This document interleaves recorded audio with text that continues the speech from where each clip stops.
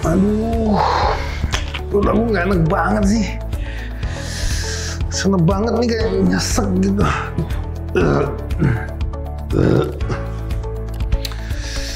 Enggak deh, ini baru makan kayaknya udah nggak enak aja. Kenapa ya, padahal udah makan ya? Aku ke dokter aja deh.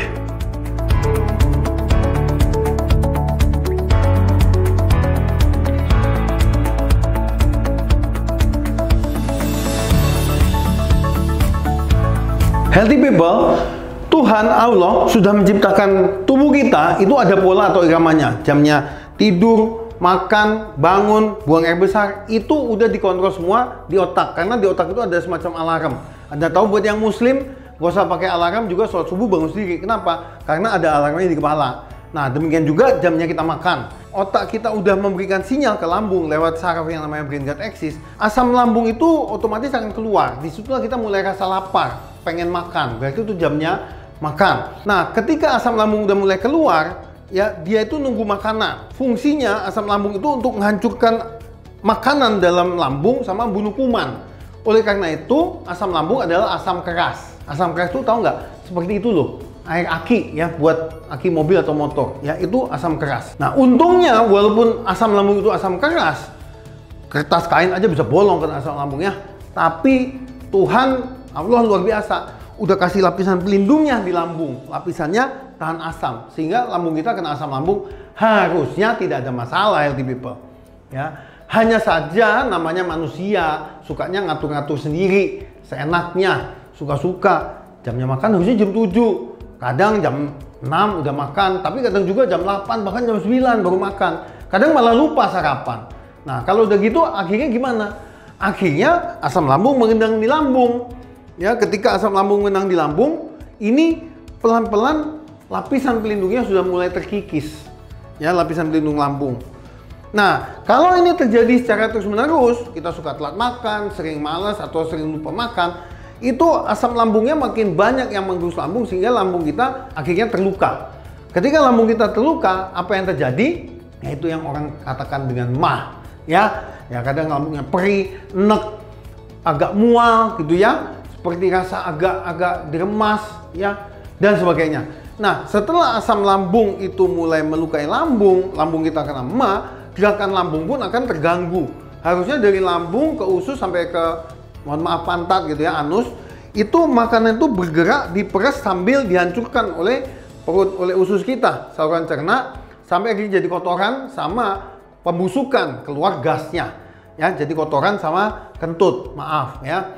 Tapi kalau itu proses itu semua terganggu karena tadi lambungnya luka, gerakan lambungnya terganggu, akibatnya apa? Makanan dalam perut itu jadi nggak beraturan gerakannya ya, gerakannya nggak beraturan.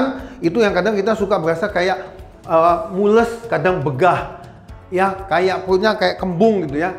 Makan sedikit kenyang, bentar lagi lapar lagi, makan lagi kenyang, bentar lagi kok kayak lapar lagi.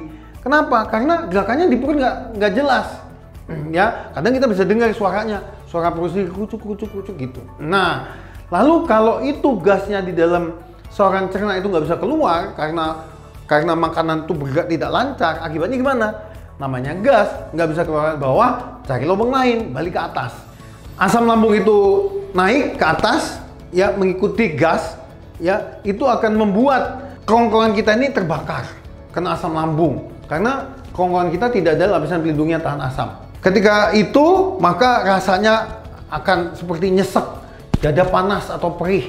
Ada orang bilang kayak keselak tapi pedes, dadanya kayak kecabean, tenggorokannya kering, mulutnya pahit atau asam dan sebagainya. Ya, lalu sendawa-sendawa, buang angin. Kenapa? Karena gas yang balik ke atas membawa asam lambung menguap. Ya, nah lalu kalau udah tahu gitu, apa yang harus dilakukan? Ketika Anda sudah kena mah, ya, healthy people, lalu sampai sendawa, mual, begah dan sebagainya, yang nomor satu yang paling penting ya, makan harus teratur, super teratur seperti anak di asrama di pesantren. Anda tahu, misalnya jam 7 makan pagi, jam 10 snack, jam 12 makan siang, tank, jam 1 udah selesai makan, masuk kelas lagi, jam 3 snack, jam 7 malam makan malam. Ya, setiap seperti itu, buat jadwal kalau perlu alarm. Jangan suka makan sembarangan, ya, ngemil-ngemil dan sebagainya. Tidak, buat jadwal baik makan besar maupun makan kecil. Oke? Yang pertama. Yang kedua, pantang dulu minimal 2 minggu atau tunggu keluhan udah hilang paling nggak 1 minggu. Ya, apa yang mesti dipantang? 1, yang pedas, 2, yang asam. Wah, semua dokter udah ngomong kayak gitulah, tahu lah ya pasti ya. Tapi masih banyak kan cuman itu. 3, yang banyak lemak, minyak, santan ya. Misalnya nasi uduk, nasi goreng udah pasti minyak semua ya. Lalu habis gitu gorengan. Boleh nggak dok makan digoreng? Boleh. Ditiriskan atau diperes minyaknya sampai kering, misalnya telur dadar ya.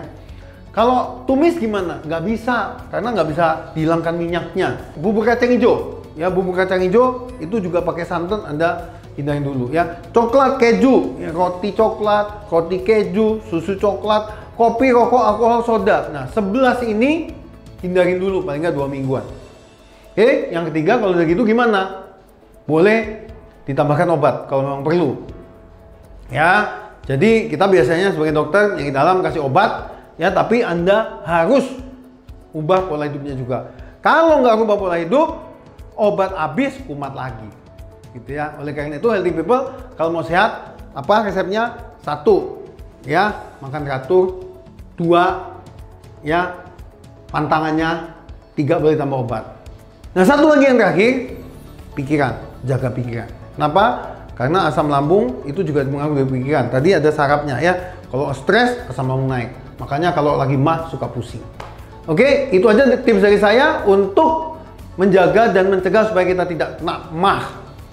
Baik, saya rasa Anda bisa lakukan yang terbaik untuk melakukannya semua. Hindari semua yang saya suruh hindarin dan mudah-mudahan Anda bisa cepat sembuh dan lebih sehat. Salam sehat.